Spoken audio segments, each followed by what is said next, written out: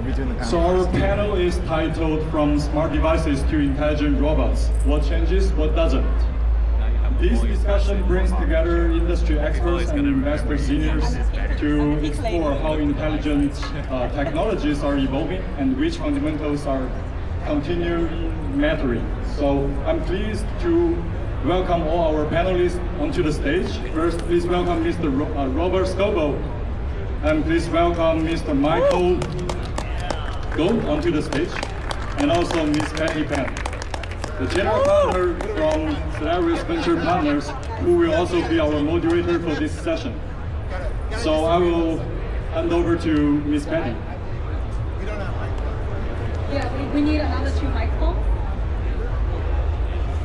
Okay, so thanks for everyone joining us, and I know it can be very exhausting and also very excited, right, for the CES, and I hope today I have 2 amazing speakers panelists with me, and to share our thoughts about CES, but also the physical AI. So we're going to have fun. So, but before that, a little bit of introduction about myself. So I'm Patti, and so my partner joking about it. My new nickname is the Pink Lady. Since my profile has become the pink. So I'm the general partner of Solaris Venture Partners, and we are a private equity fund. We invest in digital infrastructure, energy, and also robotics. So I'm leading the robotic fund. So that's why I'm very excited today actually to discuss, from the smart device actually to the next generation, the physical AI and the robotics era. So I want to introduce my. Yes. We are still waiting for the whiteboard, but we can. Oh, okay, you guys already got it. Okay, so I want to introduce 2 amazing, my very close friends here as well. First is Michael. Michael is an entrepreneur and also an investor in the physical AI and wearables. And what's something I really admire him, he is also an artist, I would say, right? You're also a professor. So, Michael, do you want to introduce yourself? Sure. So my entry into the physical AI world started. Maybe Robert has a similar story, but it started through virtual reality in the virtual world. So I am very bullish on the sim to real pipelines. I believe we have a real data gap in the space. So I'm actively investing in companies that are building open source infrastructure from university-led research and other research to real world products. My co-founder of my fund, Ryan, is over there in the hat, and he's also Patti's business partner in later stage investing through Solaris. So, real quick background on me: built and sold a startup. I was an operator. I partnered with a research lab at NYU to found another research lab, and ended up working as the entrepreneur in residence, doing the whole commercialization pipeline from research to real world for about 5 years. That lab was a VR, AR focused lab, and then from that, I got into venture capital. So I'll let Robert introduce himself. Hopefully we find some things to disagree about today. There's probably a lot to disagree about. I'm Robert Scoble. I've been doing this a long time. This is my 27th CES. And I was Apple's first child laborer back in 1978, building Apple II motherboards in my mom's kitchen. I've launched many companies because I had a famous blog in Silicon Valley starting in about 2000. So Siri was launched in my house, which was the first AI company, a first consumer app that used AI. Before 2009, AI was military or academic or a lab thing that you would read about in Wired magazine or something like that. I had the first ride in the Mercedes AI car, first AI car. I had the first ride in the first Tesla, so I've been following Tesla's evolution ever since its beginning. And I wrote 2 books on spatial computing, among others. I wrote 8 books that predicted decade-long changes, but the last ones have been on spatial computing, which is robo-taxis, glasses, and holodecks, all the stuff that's just starting to come to the consumer here at this year's show. So. Wonderful. I really like your guys' introduction. Actually, I want to give my first question to robots because we joked about it. You are here like forever. We see you here every year, right? You experience like AI, wearables. Someday I'll be an AI. I'll be a robot walking We need a around. digital version of you, yeah, also the robot version of you. So, to your opinion, what do you think? What's happening now when we change from the smart devices to the physical AI and intelligent robots? What do you think? Well, if you've been in the central hall, you know just how much robotics has come out this year. Last year we saw a few robots around the hall. Now we're seeing major vendors with big booths showing off hands. The Sherpa hand, by the way, is incredible. It has 1,000 sensors on each finger, and it can deal cards out of a plane deck. If you haven't been over to the central hall to see that, it's quite stunning. But what's happening is AI is getting better. The sensors, the computers, the actuators, the whole thing is getting better. And the computer vision of understanding the world around the robot is getting better. And we're seeing leaps in the models every few weeks. It seems like there's another world model that's coming out that's bringing new capabilities to robots. So even like the grass cutting robots that you're seeing here in Dream and other places, they used to need a wire around the grass to keep the robot on the grass. Or the vacuuming robots is another one to watch. It used to be a bump sensor that would bump into things and clean the floor that way. Now it can actually see the floor with cameras and understand the environment much better. And that's making it a much better consumer experience to bring out. But we're all focused on humanoids. I think the humanoid causes me to dream in a way that a grass-cutting robot or a Tesla car doesn't cause me to dream that way. It gets me wound up a bit. I could talk for an hour about Tesla, but it's not something that causes me to dream. And so seeing the humanoids come out this year and have major vendors like LG or Boston Dynamics show off real breakthroughs in humanoid is pretty interesting. We got to be honest. It's still, but if you combine a humanoid robot as a generalized robot that can walk around, high-five you, and do anything you ask it, we're still probably about 5 years away. Maybe 3, maybe 7, but somewhere in that window, 3 to 7 years. The robots we're seeing now are a little bit technology preview, trying to get us excited about it, try to get us used to it, try to build relationships with the companies bringing these to the market, but they're still a couple years away before we really see them become highly capable, safe robots that we would want in our homes. We saw a few of them fall the other day, and there's a video going on around on X of robots falling. We need to fix those problems before they're going to be safe enough to bring in our home and have around our children and our pets. Yeah. Are we going to argue about that? Are we timing? Let's define for everybody, what is a humanoid? What is a humanoid? Well, you need fingers, head. Great. I like fingers. I like something that can manipulate the world the way we do, right? That looks like a human. I mean, Boston Dynamics can twist around the head and twist around the body and twist around its arms. It sort of still looks like a humanish kind of thing, right? It's different than a grass-cutting robot. So I think that you can define a humanoid, or at least like an early humanoid, if it has like some sort of perception, vision, if it can move around, and it has at least one arm that can grab things. Like, so I got a little elephant robotics kit that has like basically a remote control base with a sensor and a Jetson 4, and it's got one 7-DOS arm and then a gripper. It's got 2 different attachments for the hands: a gripper, a pen holder, a dexterous hand. But I consider that to be like almost like, maybe version 0.75 humanoid, even though it doesn't look like, it doesn't have the form factor of a human, but the function, it can move around and do shit. You know what I mean? Like that I think is important.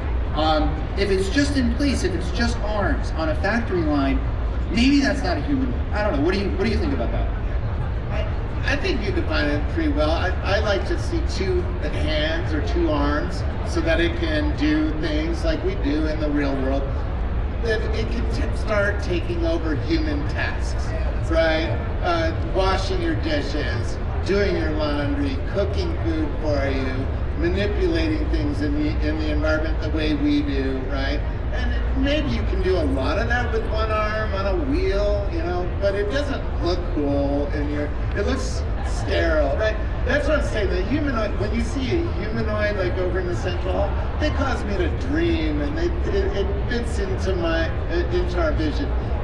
You know, my friend started a robot company called Giant AI, which has already been out of business. We've seen a lot of robot companies over the years, Willow, Garage, and others, Giant. K-Scale just recently went out of business. This is an industry filled with failures because it's so hard to get to a generalized humanoid form or something in our home that's highly useful. It's one thing to have a robot that can clean your floor and stay on 2 dimension, right, and be a very specialized robot.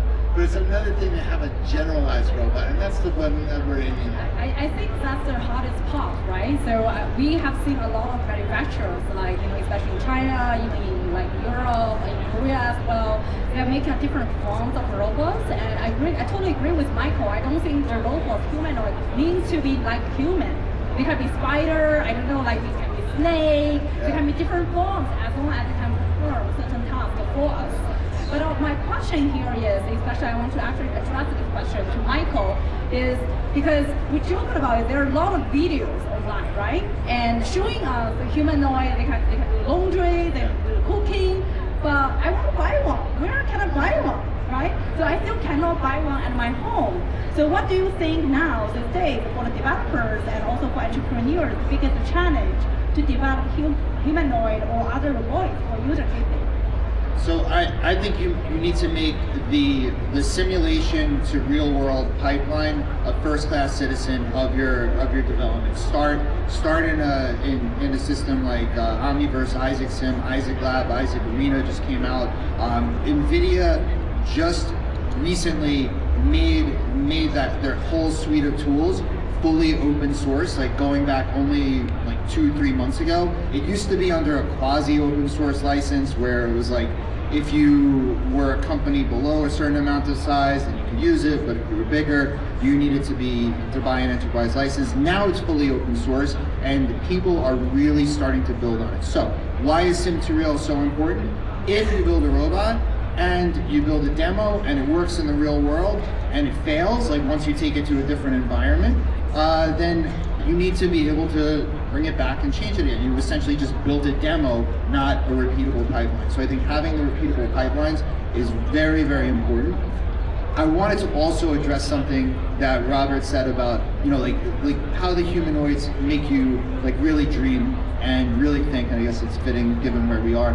One of the humanoids that I've seen on like premiered on X that I really would buy for my home because I like the way it looks is the Sunday Robotics. I feel like it's one of the few robots that have been manufactured that looks like a Nintendo character and doesn't look like a Terminator that wants to murder me in my sleep. Like, just for all the manufacturers that are here, make friendly looking robots. I think that's going to be huge in terms of consumer adoption. In the warehouse, you can make something that's more functional, but I do think that, you know, maybe the form is important for people in their homes.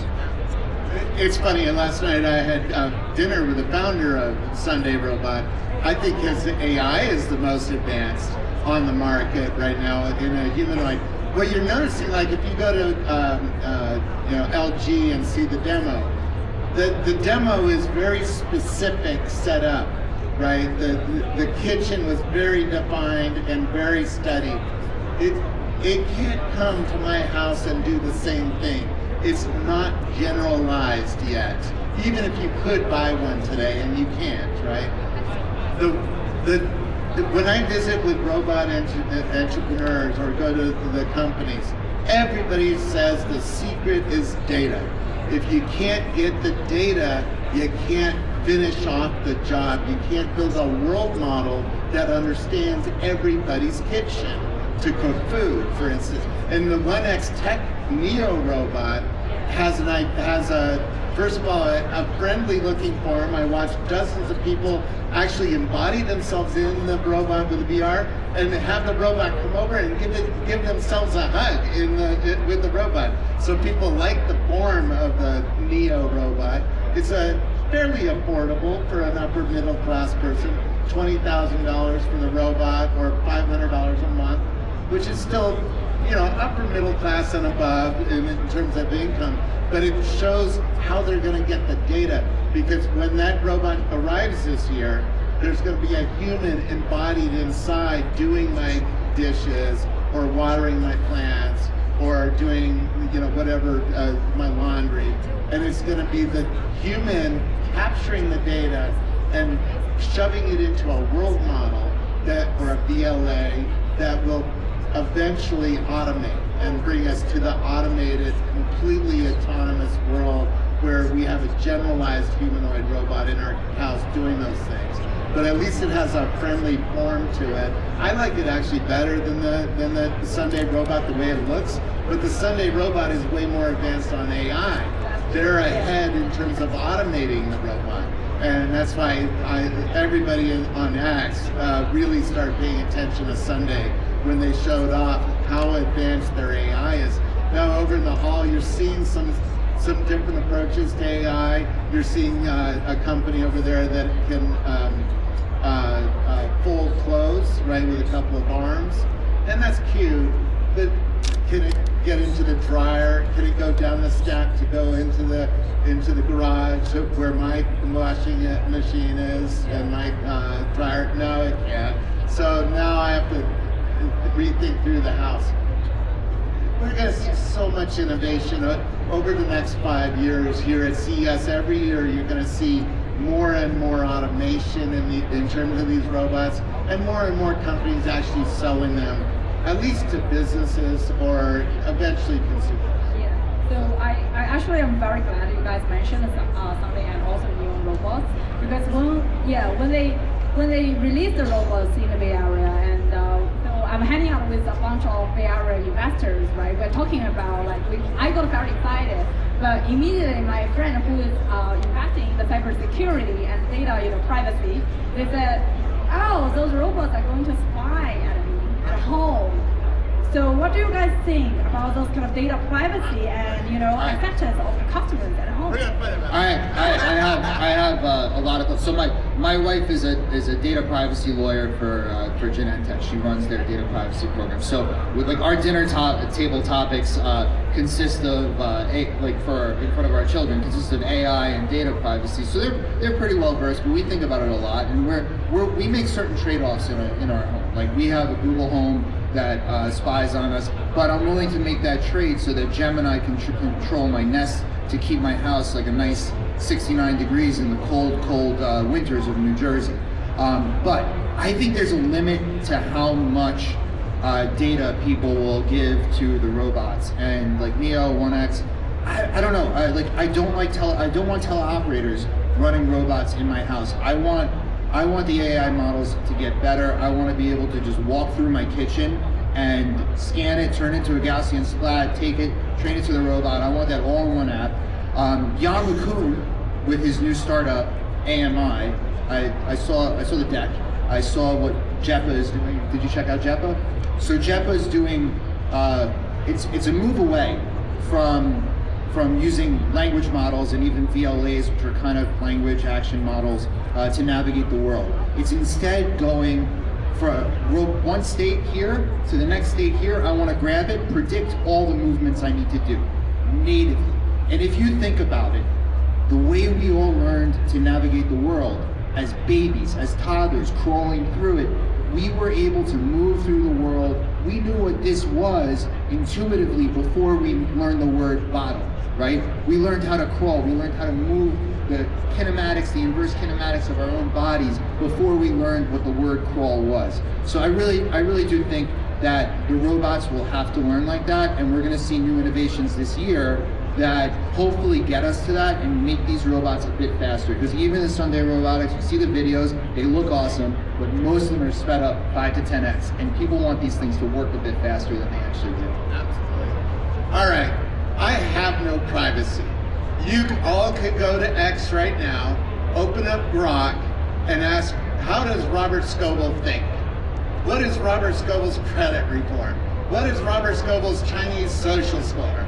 What is Robert Scoble's, what did he do in 2018? It knows everything about me because I gave it 240,000 posts on X to study me.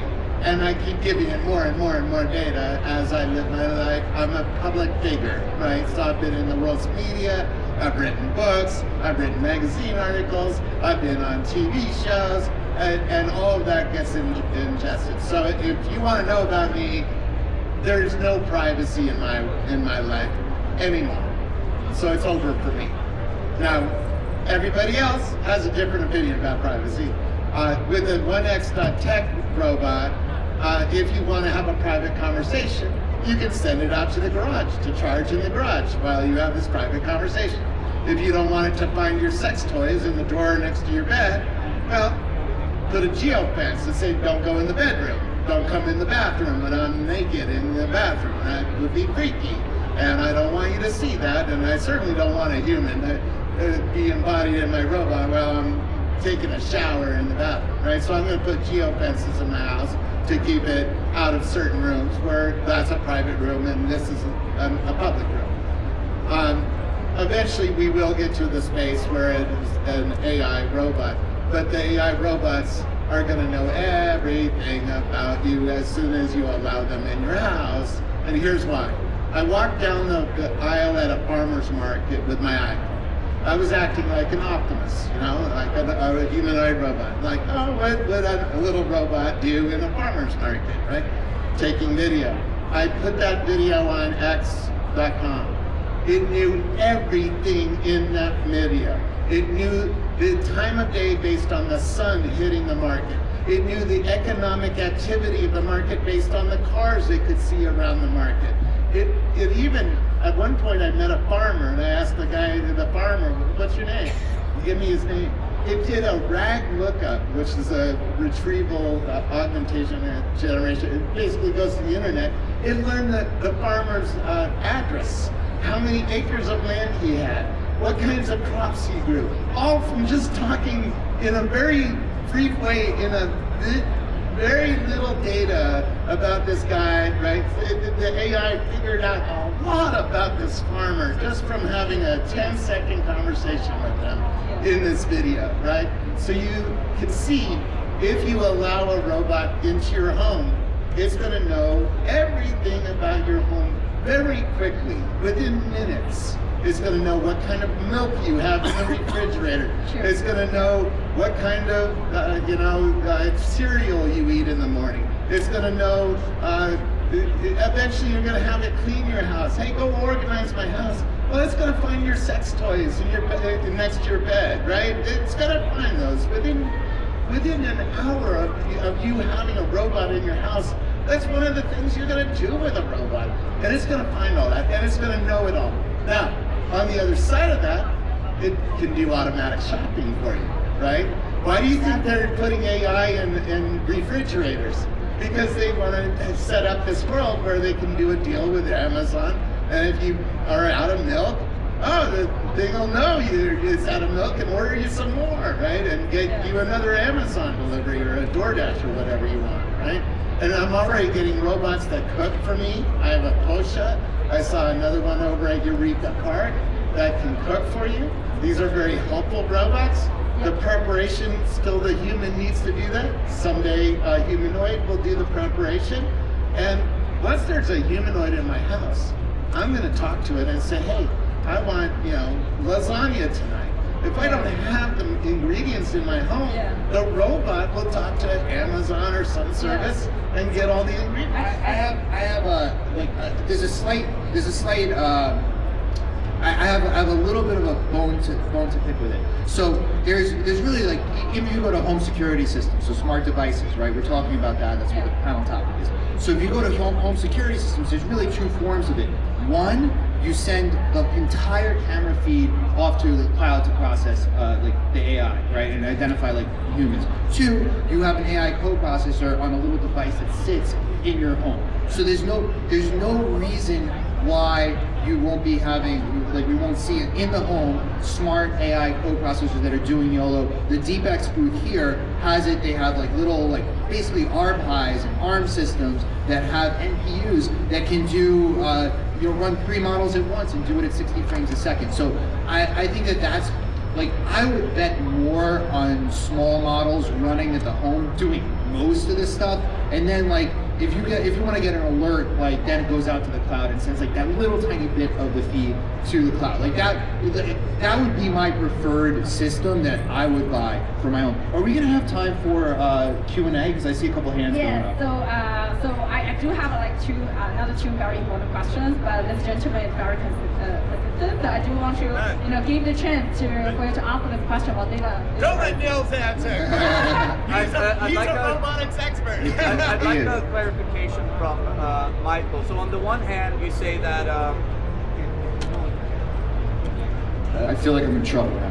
so on the one hand, Michael, you say that simulation is going to be very important, and you also want to be able to capture your home with a Gaussian, presumably then for some real to sim to real pipeline. Yeah, absolutely. And since the topic was privacy, where do you imagine that simulation happens? And is that not a worse privacy problem than the teleoperation? So in my house, it happens on like my NVIDIA GPUs. I think in other people's homes, we're already like with the Luma 3D app and Polychem, people are sending it off to their servers for scanning. So like in theory, it could happen with a trusted provider. Like it could happen. Like I could send that to Google, and then after they learn it, they could keep the metadata and destroy all the images. But also, I'm thinking like, you scan it, you get a Gaussian once, there don't have to be any other humans in the room. It can learn the layout of my house and then run, 10,000 years of training data in my kitchen over the course of, a few hours or something in Isaac Sim and learn and train the robot. So like, there don't need to be any people moving around in the room at that point. That's kind of what I'm thinking. And even if you send it to the cloud, it's kind of fine. I have a Matic robot that has 4 cameras on it and NVIDIA Jetson card in the robot. I have an NVIDIA Jetson card in my new cooking robot. I have an NVIDIA Jetson card in my June oven that automatically cooks food when you put it in. And these are amazing devices, by the way, that still haven't been widely accepted in the consumer world. But they all store their data locally. They don't send anything up to the cloud. So it is possible to build a robot or an automated appliance without sending a lot of stuff up to a centralized server that somebody knows what kind of pizza you're eating in your oven. But at some point, we're going to want the whole world to be automated, and that's when the data is going to start spraying out. Maybe not about the sex toys in the drawer, but certainly about what kind of food you're eating, because it needs to automatically call Amazon and say, hey, we need another, box of Cheerios or another gallon of milk or some pasta sent to the house, right? And that there will be a hybrid approach. We're also going to be wearing devices. I'm seeing increasing numbers of people wearing glasses with cameras and microphones. Pendants, rings are all over the place here that have microphones in them. You can talk to them and take a note on your iPhone. So we're starting to get used to this world where we're studied by a variety of different devices, either in the world, like an autonomous car, or in our homes. But it's going to get really weird. If we talked about what is CES like in 2030, we're going to start seeing a lot of brain-computer interfaces here by then. And those can actually listen to, let's go to the La La Land. Someday soon, we're going to have a brain-computer interface that can read from your brain and write to your brain. So think about all these augmented reality glasses, these like Road over here, or X-Wheel at the front of the hall that have a display in front of you. In 15 years, we're going to have that shoved right into our brain. And once we get that world, there is no privacy. And there's a different kind of privacy because it can listen to your inner dialogue, how you think inside your head, and there's an AI in your brain. That's where we're heading. And that's a very scary future for people. But we're going to take people step by step by step by step into that world. So because we're kind of running out of time, I know if I ask a question about privacy, it's kind of a nuclear bomb, and it kind of destroyed all my plan of other questions. So because we're running out of time, so I do want to ask the final question is, so you guys have visited a lot of companies and talked with a lot of founders, investors during this after few days in Vegas. What will you say, if we look back, right, like after 10 years and we say, hey, CES 2026, and what's the real change here, which mark maybe the new era of the robotics and physical AI? So, quite simply, I think it's, when it just becomes infrastructure, that this year, robotics have become infrastructure that we don't even think about. Like, we were at a dinner last night, Patti, and there was a robot vacuum that was being a little bit annoying when we were out in the MGM Grand, and it was just vacuuming the hallways of MGM Grand. And it wasn't like, oh, it's so weird, look, a robot. It was just like, oh, the sensors in this robot, it's getting a little bit too close to people, it's being a little bit annoying. But it's just here. It's already part of the furniture, not even on the show floor. You just see it everywhere. You go to the United Club and there's robot buses, and nobody thinks twice about it. So I think that that's really one of the things. I also really do like seeing the small AI, like I mentioned earlier in the panel. I like seeing the small models become endemic in the space. I was at Tech Week in SF and Google DeepMind. I'll just leave you with this. What they said is that their small model, the Gemma 3, that does it's a VLM, a vision language model. It's as powerful. This can run on your Mac. It's as powerful as their big cloud model, VO 1.5 was 6 months ago. And they don't see that trend slowing down anytime soon. So I would encourage all the founders who are build as if today's big cloud models will be available to you on device, on the robot in 6 months. And then the next big cloud models, they'll be available in 6 months. Just build for that and assume that we'll be able to run locally. When we upload our brains to the internet, which, by the way, that Robert, I don't know if you remember, you probably don't, that was, I think, the first conversation that we ever had together in person at South by in 2010. We were talking, how long will it take till we're able to upload our brains to the internet? And we were like, we kind of said, maybe in 30 years, but we'll do it. I would rather have the ability to do that with a local model, like go out and do the RAG, where I can kind of keep an eye on it, than share everything with the Google or with an Amazon. For me, this is the year when autonomous cars really arrived. My robot drove me here from San Jose, California, about 9 hours. I didn't touch the steering wheel once in my Tesla. You're seeing Waymo and Zoox over in the North Hall. The autonomous cars are arriving, and that's going to be a big trend over the next few years. And you're going to see them expand over the next 5 years from city to country, state to country over the next 5 years. And I think this is the CES where it really came out. You're also seeing many new things like rings because of little companies like Ambiq Micro that makes little tiny chips with a lot of AI inferencing that are running inside watches, rings, wearables, and other devices, and they're going to have a big impact in robotics over the next few years. You're seeing a lot of glasses here this year, and we've seen glasses before, but they're starting to get really good. They're not perfect yet. They're not the iPhone moment for glasses is not yet arrived, but you can see it's coming sometime in the next few years. I think you're going to say, oh, you were here in 2026, that's when the glasses really start coming out.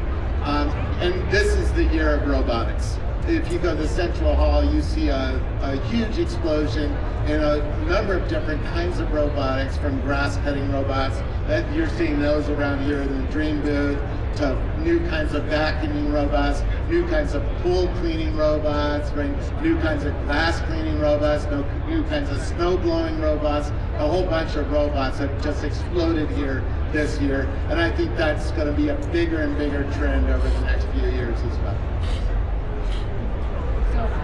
So I don't think we have time, unfortunately, we don't have time for Q&A, but I wish, the panel, I really enjoyed the conversation. I wish the panel could be even longer, right? We should just hang out and have a drink and talk over all the privacy. Get them drunk. Exactly, that's a plan, right? So they might, Robert might change their opinion as well. Who knows? Yeah. All right, let's bring it. Feel free, everyone, connect on LinkedIn. Thank you to Dreamy for hosting us. This is great. Thank you.